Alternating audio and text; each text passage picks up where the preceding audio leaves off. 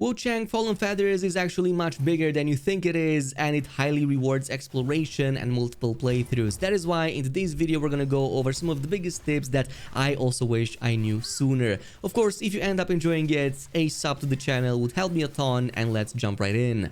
That being said, this game puts heavy emphasis on dodges as one of your main ways to avoid damage, but also generate one of your core resources called Skyborn Might.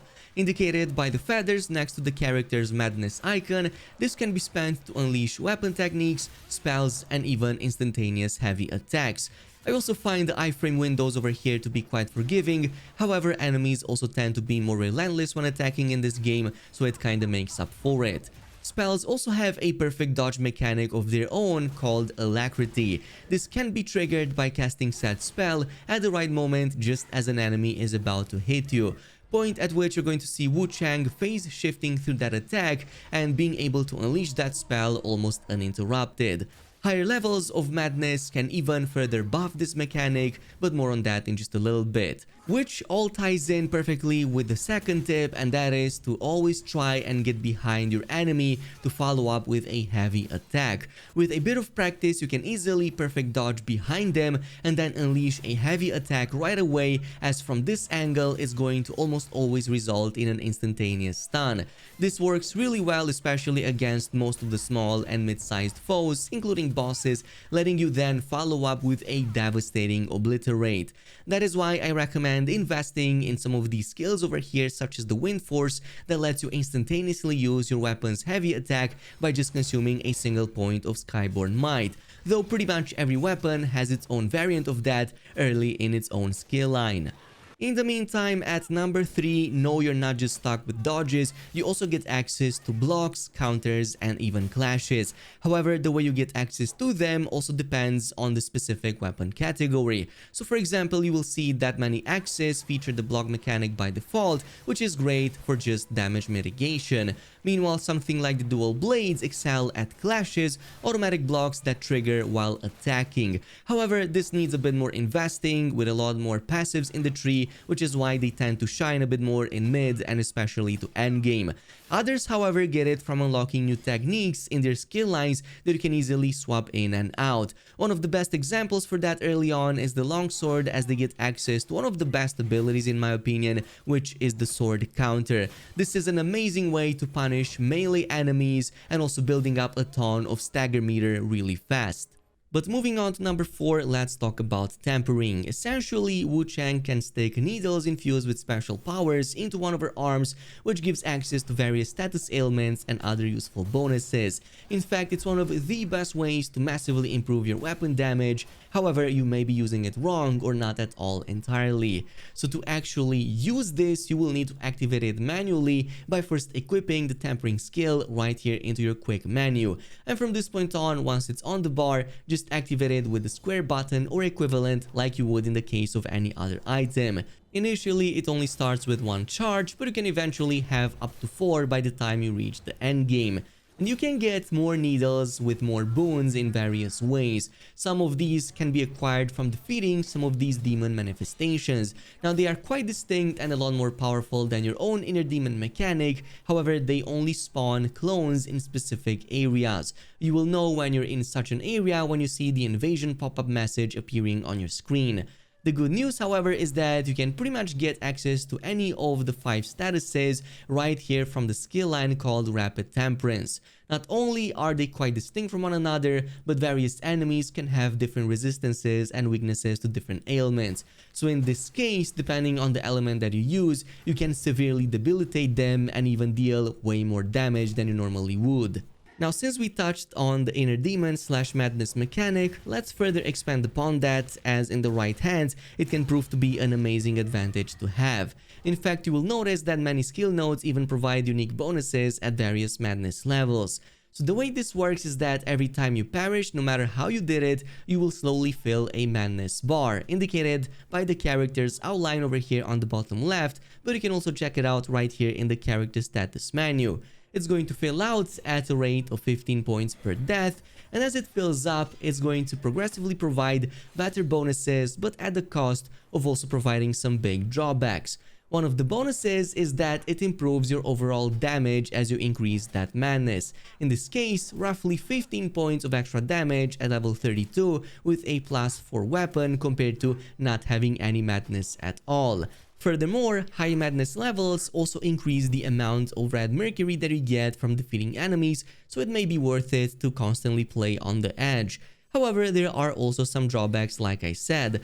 One is that allegedly you will start receiving more damage. However, after checking the character status screen, if anything, it seems that our resistances actually go up with high madness levels, which helps alleviate some of the buildup we encounter in the game. Another is that depending on the madness level, if you perish, you can lose more or even all of the red mercury that you've got. So if you perish at 50% madness or below, you only lose a small fraction of that red mercury. Between 50 to 90%, you lose a lot more, pretty much the majority of it, and at 90% or above madness, you pretty much lose all of the held red mercury. Also good to note is that once you reach the maximum madness of 120 or plus, you will now get invaded by an inner demon, a perfect clone of you that has access to all of your skills and maybe even more. You will mostly see it spawning on top of the red mercury that you dropped in the previous location. And in this case, you will have to defeat it, otherwise you're going to lose all of that mercury that you had. In this case, if you do defeat it, it's also going to clear out any madness that you might have built up, resetting it back to 0. Good to note, however, is that the clone attacks literally anything, not just you, so it may be a good idea to let it clear out some of the tougher mobs for you and then jump in to take it down. There are of course other ways to cleanse madness. You can also offer divine gifts to any god of shoe statue, and that's going to pretty much behave the same way. But like I said, staying at 50% madness or above can actually provide some very strong bonuses. Checking out some of the boons over here, you can get some very strong ones, such as for example swift draws via conversion can also restore HP, but there are even stronger variants to find in the skill lines.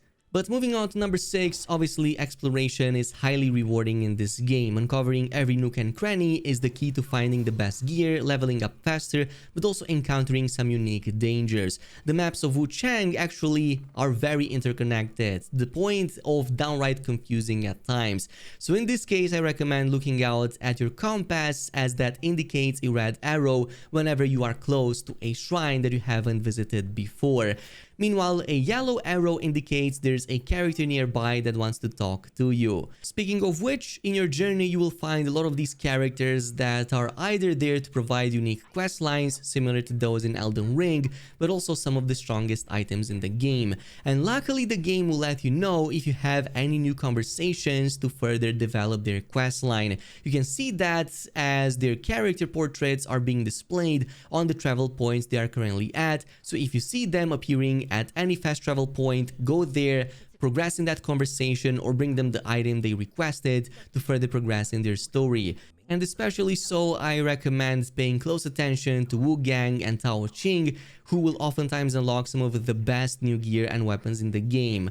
For one of them, you're going to need to find random items in the world. For the other, typically you're going to find it after defeating boss encounters, kinda like Enya over at the Round Table Hold. Another very important resource to keep an eye out for are the faint red feathers. These come out in different qualities, but of course they behave kind of like the weapon stones in Elden Ring. So in this case, this is the main way of upgrading your weapon mastery, which in turn will heavily influence your weapon damage. In this case, going from +1 all the way to +10.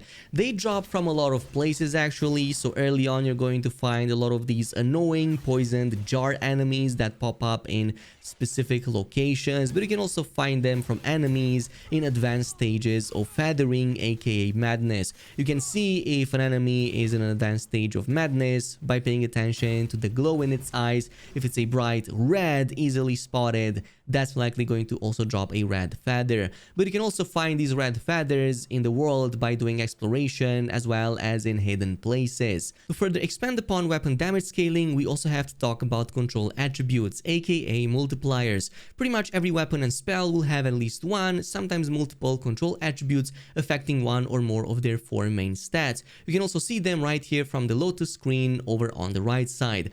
And these multipliers can range from 1 all the way to 6, with 1 being the smallest multiplier and 6 being the highest. So in this case, focus on the stats with the highest multipliers associated with them. In some of the weapon categories, this can be quite straightforward. You will see a lot of the axes focusing a lot more on the strength stat. Equally, we'll see long swords being quite balanced between strength and agility. So in a lot of these cases, you can go with either the one or the other. Meanwhile, something like dual blades, you will oftentimes find examples with only one stat being multiplied, but the multiplier is much higher, like in this case, a 4 times, which is actually pretty big. But do pay attention to some of the others that are a bit more iffy, like for example, short swords oftentimes only focus on magic or feathering, so invest your stat accordingly. Like in this example with this short sword, obviously it focuses on the magic, that being its multiplier, and having no multiplier in feathering, so it would make no sense to invest any points into feathering, instead going more into magic. Do keep in mind, however, that the magic stat over here will influence the spell damage that I deal when casting spells while having that weapon equipped. Feathering, on the other hand, is the stat that affects, obviously, your weapon techniques. Anyway, let's keep on going, and in your journeys you're going to likely find a lot of these blue puzzle statues that give you a quick riddle to solve. And the solution for these is pretty simple, just use the emote hinted by the riddle. Anything like paying respects, performing Tai Chi, investigations, and so on, which you get right here from the emote screen. But they can also give you important items. Sometimes it may be a consumable, other times it may be something important to progress a certain character's side story, all the way to giving you skill points and other very useful unlocks that you really don't want to miss out on. Whenever you find one, always make sure that you interact with these puzzles, as you will never know if you find something important or not. Furthermore, also pay attention to these birds and destroy them whenever you have a chance. It's actually very easy to do so with throwing daggers whenever you find one that's out of reach. But more important, they drop these golden feathers, which can provide one of the 3 very important boosts over here. This includes a buff to your HP, to your stamina, or even your damage, which is going to be very helpful against boss fights. If you also want to get some extra bonuses, you can also go ahead and use the invoke ability at any of the shrines. In this case, you do have to pay in madness, but once you do, you can get some very useful items and consumables that may help in the combat ahead, such as extra ways to restore your HP or get extra resistances. Speaking of getting extra items, whenever you have the chance, revisit your donation/gift box once again. Not only is this useful to grab all of the pre-order and deluxe edition bonuses, but every time you have an enemy dropping an important resource, such as an item, a weapon, or even a gear piece, if you miss it, it's always going to get back over here at the donation box, so you can go ahead and retrieve it at any time. And on a similar note, also pay attention to the bamboozlings, which are these small little green creatures that pop out randomly out of the ground in various locations. You only have a couple of seconds to take them down, otherwise they run away, but if you do destroy them, they will give you a resource called bamboo shoot. And then you can bring this at a special panda character that will progressively unlock better and better items as it moves on to new locations. So always try to discover this location and see what it sells. Oftentimes it may be a very good upgrade or even powerful gear. Additionally, you're not going to want to waste out on upgrading your mana flask, which is very interesting because actually that's going to replenish your HP. And as you progress in the game, you're going to want to constantly improve both the number of charges as well as its potency, which you're going to do with 2 resources. For the number of charges, you're going to need Forgotten Remembrances. Meanwhile, for the potency, you're going to need Lost Remains, both of which are actually mostly dropped from one source, which are these golden treasure chests. Unfortunately, they typically tend to be in very secluded areas that you need to discover or complete puzzles for, or even defeat very strong enemies. But typically it's going to be very worth it, as that's how you're going to fare better in combat and have more attempts, or at least keep yourself alive for longer. And finally, last but not least, you're going to encounter a lot of these special gates over here that offers you a 2-solution puzzle. In this case, there's no wrong answer really, but each answer can give you a different result. So this can either be opening up that gate right away and giving you access to what's behind it, or transporting you to a completely random location. So for example, choosing the option to challenge the threads of fate here there early on just opened the door and let me reach an otherwise inaccessible area with a useful anti-corruption outfit. But in another playthrough, going with that other option instead essentially teleported me and pretty much provided me a skip to an area I would have normally reached much later on. So possibly this can be a good solution for speedrunners. So no, getting teleported to another location isn't always the bad option. In fact, there are quite a few locations I've encountered no way of entering besides just this. But in the end, it also provided me with extra dialogues with characters I didn't even know I could meet over there. So all in all, give it a try, but like I said, this is why the game encourages you to play yet again, to restart playthroughs and go at a new adventure going with different decisions. Because guess what? Once you finish the main story the first time, you're going to get New Game Plus. And in this case, you're going to pretty much keep all of your progression, your levels, even unlocked items. The only thing that resets is obviously going to be the story and all of the side quests, including any side quest related items you held in your inventory. So it is worth it to try yet again and attempt to uncover many of the game's multiple endings. This is pretty much it for now. Thanks so much for watching, and I'll see you in the next video.